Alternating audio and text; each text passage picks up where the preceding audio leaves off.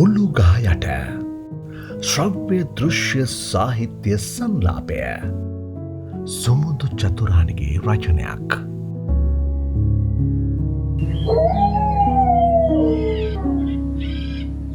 බල්ලෙක් උඩුබුරලයි. හාත්පස ඇත්තේ හිත හිරිවට්ටන තරම් නිහඬතාවකි. ඒ නිහඬතාව නිසාම උඩුබිරුමේ වේදනාවද ශෝකයද මසිතට බරට දැනේ. හදවත බොහෝ හදවත් කියවා ඇත්තෙමි. එහෙත් බල්ලෙකුගේ හදවත ඒ හදවත් සියල්ලට වඩා වෙනස්ය. එයත් අර්ධ බලු හා අර්ධ මනුෂ්‍ය වූ කල එක් සත්‍යයක් දනිමි. වර්ග කර නොගත්තද හැම හදවතකම මේ කොටස් දෙකම තිබේ. අර්ධ බලු අර්ධ මනුෂ්‍ය. රුසියාවේ හදවතවන් මොස්කෝව්හි සිටිමි. ශාරික් වේදනාවෙන් ගැහිමින් සිටී. පිච්චී ඉරී ගිය ශරීරයේ ලොම් කැටි ගැහිමින් එල්ලෙමින් තිබේ. අසීරුවෙන් හුස්මගත් උගේ දෑසින් කුඩා පෙන බිබිලිවන් කඳුළු කඩා වැටිනි. ගබඩාහලේ දොරටුවෙන් පුද්ගලයෙක් එළියට එයි. ඔහු පුරවැසියෙකු මිස සහෝදරයෙකු නම් නෙවේ. එනිසාම විශ්වාසද කළ හැකිය. මෙසේ කියන්නේ අපනන් නොවේ. ශාරික් නම් බල්ලාය. හැම දෙයක් ගැනම බයේ ඉන්න මිනිහෙක් අඳුරගන්න ලේසිම ක්‍රමය තමයි ඇස් දෙක දිහා කෙලින් බලන එක. එක බැල්මයි ඒකට ඕන. වේදනාවෙන් පුපුරු ගසමින් සිටි ශාරික්ට මහාචාර්ය පිලිපොවිච් ලිංගුස් කැබැල්ලක් දෙයි. ඉඳින් ඌ එළු හමෙන් කළ සපත්තුවෙන් කැමැත්තෙන්ම පහර කෑමට වූ සූදානම්ව මහාචාර්යවරයා පිටුපස ඇදේ. කිසියම් වූ හීනමානයකින් පෙළෙන්නකෝ අසීමිත භක්තියට ආදරයට බෙහෙවින් කැමති.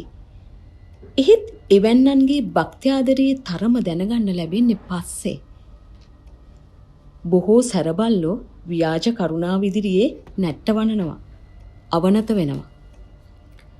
මහාචාර්යවරයා ලෙඩ්ඩු පරීක්ෂා කිරීමට යයි. ශාරික්ටද ඔහු සමග යන්නට සිදුවේ.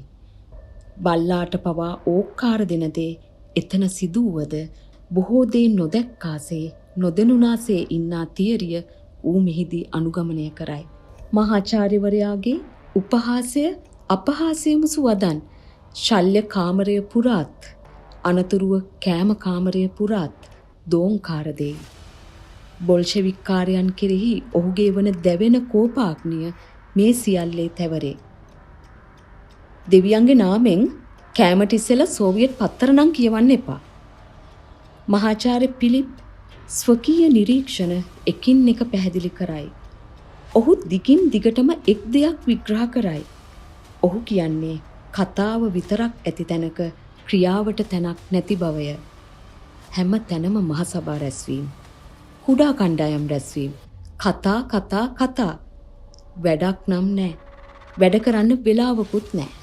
Tamanගේ අටුකොටු සුද්ධ බුද්ධ කර නොගෙන කරන මේ විකාර කතාව මහාචාර්යවරයා කෝප ගන්වනවා.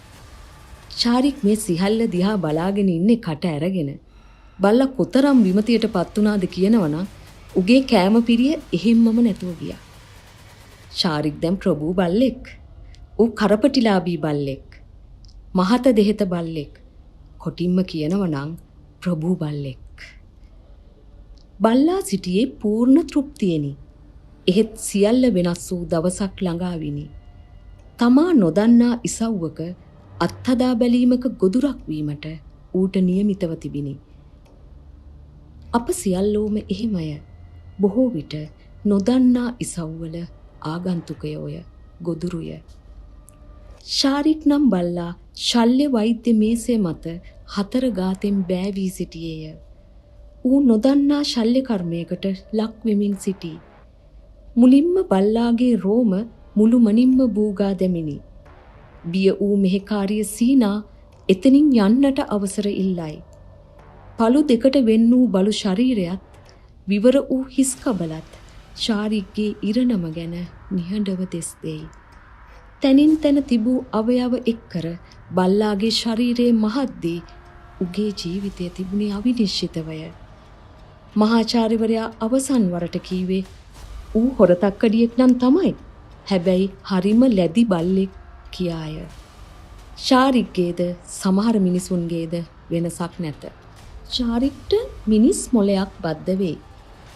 එහෙත් මහාචාර්යවරයාට එක් දෙයක් අමතක වේ. ඒ බලු හදවත වෙනුවට මිනිස් හදවතක් බද්ධ කිරීමටය. ඉදින් ශාරික් මිනිස් මොලෙන් බලු හදවතක් ඇත්තෙක් වෙයි. ඒ මොලයත් හොරකම් උපාඩිකම් කළ මිනිහෙක්ගේ මොලයක් වුණාම, බලු හදවතට තක්කඩි මොලයක් බද්ධ වුණාම. සියල්ල උපහාසාත්මකය. ශාරිකෝව් නමින් රුසියානු පෙළපත්ලාභී වෙයි. බලු හදවත සමග ශාරික්ගේ ශාරිකෝව් ආගමනය ශාරිකෝව් මහත්මයාතෙක් විහිදෙයි. අවසන වියවුල් අලකලංචි බොහොමයකට පසු ශාරිකෝව් රස්සාවක් හොයාගනී. ඒ මොස්කෝව් නුවර ප්‍රජා දේපල පාලනාධිකාරියේ නගර සීමාව ඇතුළත අයාලේ යන සතුන්ගෙන් නගරය නිදහස් කර පිරිසිදු කර ගැනීමේ උප අංශයේ අධ්‍යක්ෂවරයා ලෙසිනි. ශාරිකෝව් යනු යහපත් මනුෂ්‍යයෙකු නොව දරුණු ප්‍රචණ්ඩ සහ සදාචාරාත්මක වශයෙන් පිරිහුණු මනුෂ්‍ය ආත්මභාවයේ පිළිබිඹුවකි. බලු හදවතක් හා මිනිස් මොලයක් සහිත ශාරිකෝව් දින කිහිපයක් තිස්සේ එතන රැකියාව කරයි. හරියටම ගත වුණේ දින 4යි. ශාරිකෝව් මහාචාර්ය පිලිප්ගේ නිවසට කාන්තාවක් රැගෙනයි. ඇය වස්නෙට්සෝවාය. මහාචාර්යවරයා ඇත්ත ඇති සැටියෙන් ඇයට කියා දෙයි. සියල්ල දැනගත් ඈ දෙස් දෙවොල් තබමින් නික්මයයි. ශාරිකෝව්ගේ ඉරණම විසඳීමේ අවසන් හෝරා කිහිපය එළඹෙමින් තිබිනි. නුදුරුම දිනයක මහාචාර්ය පිලිප්ගේ නිවස තිබුණේ බියකරු නිශ්ශබ්දතාවයකින් ගිලී ගොසිනි. එපමණකි. බලු හදවතක් ඇති මිනිස් මොලකාර ශාරිකෝව් තවදුරටත් සිටියේ නැත. සිටියේ අලස සුවය විඳිමින් සිටි ශාරික්‍ය. ගෞරව සම්ප්‍රයුක්ත බියකින් හා දැඩි භක්ත්‍යාදරයකින් යුත් ශාරික් නම් බල්ලා අසභ්‍ය වචන කතා කරන බලු හදවතක් ඇති ශාරිකෝව් නම් මිනිසකු වී අනතුරුව නැවත බල්ලෙක්ම වී සිටියේය.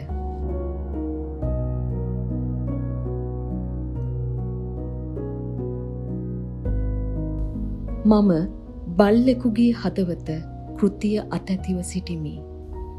බුළුගහ මුදුනෙන් හඳ පායා ආවේය. හිත කීරිගස්සන බල්ලෙකුගේ උඩුබුරුලෑම ඇහෙන්නේ තොටුපළ පැත්තෙන් විය යුතුය.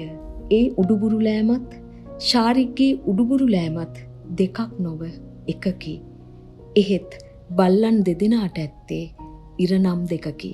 රුසියානු විප්ලවයේ ඇතුළාන්තය පිළිබඳ ලියවුණු තියුණු ප්‍රහසනාත්මක නිර්මාණයක් ලෙස සලකන මිකායෙල් බුල්ගාකෝව්ගේ Heart of a Dog කෘතිය බල්ලෙකුගේ හදවත නමින් සිංහලට පරිවර්තනය කරන්නේ ගාමිණී වියංගොඩය. ශාරික් නම් බල්ලාට මහාචාර්ය පිලිප් පෙනෙන්නේ පරිත්‍යාගශීලී ප්‍රභූ මහත්තයෙක් ලෙසටය. තම ඉරණම ගැන නොදැන ශාරික් මහාචාර්ය පිලිප්ගේ සපත්තු ලෙවකමින් ඔහු සමග එන්නේ ඒ නිසාය. ශාරික් නව සොයා ගැනීමක ගොදුර බවට පත්වී මිනිසෙක් බවට පරිවර්තනය වුවත් ඌට මිනිස් හදවතක් බද්ධ කරන්නට මහාචාර්යවරයාට අමතක වෙයි. නිර්ධන පන්තියේ බල්ලෙක් වුණත් නිර්ධන පන්තිය පෙන්වන්න බැරුව හිටි ශාරික්ගේ ඉරණම මිකායෙල් බුල්ගාකෝව් ලියන්නේ සදය උපහාසයෙනි. මෙය බොල්ෂෙවික් වාදය ගැන ලියවුණු තියුණු උපහාසාත්මක නව කතාවකි.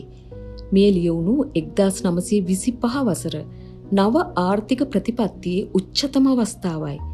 විප්ලවය සිදු වී ඒ වන විට වසර 8යි. බුල්ගාකෝව්ගේ නවකතාව අපට යෝජනා කරන්නේ සැබෑ වෙනස්වීම බාහිරව හෝ අභ්‍යන්තරිකව බලහත්කාරයෙන් පටවන ලද මතවාද මගින් වෙනස් කළ නොහැකි බවකි. එය අධ්‍යාපනය, සංස්කෘතිය සහ සදාචාරාත්මක සංවර්ධනය ඔස්සේ ඇතුළාන්තයෙන්ම පැන නගින්නක් විය යුතු වූවක් බවය. එම නවකතාව මගින් සෝවියට් සාහිත්‍ය පුද්ගල අනන්‍යතාව හා ආත්මාභිමානය අවනතභාවය සහ පහත් ගති මගින් යටපත් කර දමන අයුරු පෙන්වා දේ. බල්ලෙකුගේ හදවත නවකතාව මගින් අපට පෙන්වා දෙන්නේ බුල්ගාකෝව් විසින් බොල්ෂෙවික් මතවාදී විවේචනය කරන අයුරු පමණක්ම නොවේ. අන්තවාදී මතවාදී භාවිත නිර්මානුෂීය කරන මෙන්ම ගිලිහි යන සදාචාරමය චින්තනමය වර්ධනය පිළිබඳ කෙරෙන අනතුරු ඇඟවීමක්ද එහි ඇතුළාන්තයේ වේ.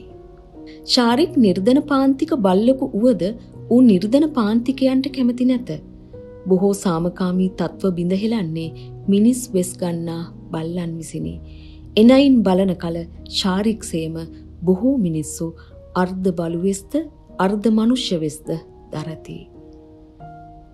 ඕනෑම විප්ලවයක් සිදුවීමට බලපෑම් කරන හේතු සාධක තිබේ. තිබූ තත්ත්වයේ උසුලාගත නොහැකි වූ විට එය වෙනස් කිරීමට විප්ලව නිර්මාණය වේ.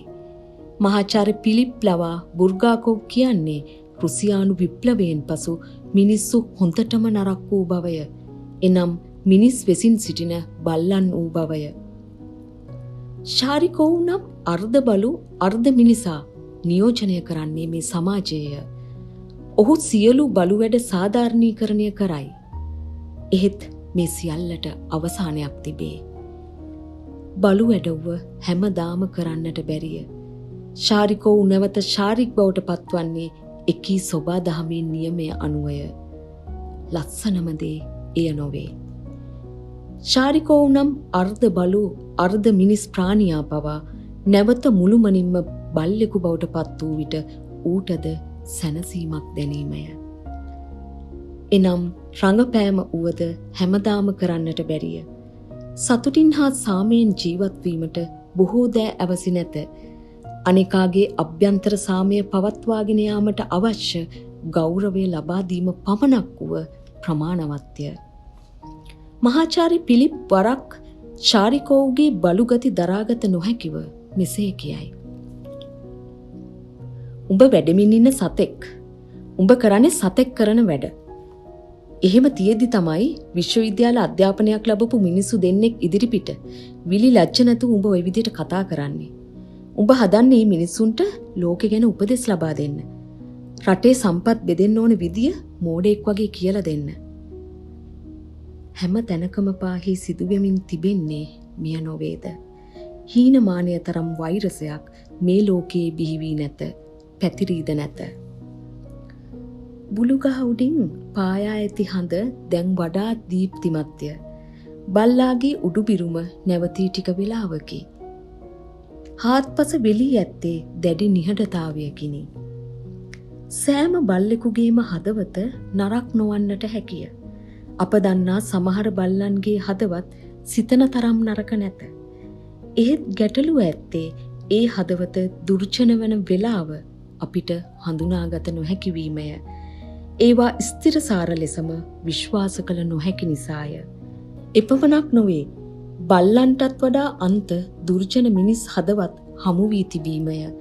ඔබටද එවැන්නන් හමු වී ඇතිවාට සැක නැත. එබැවින් ව්‍යසනයේ පරිමාව හා එය එල්ලවන වෙලාව ගැන අප බොහෝ විට සවිඥානික නැත.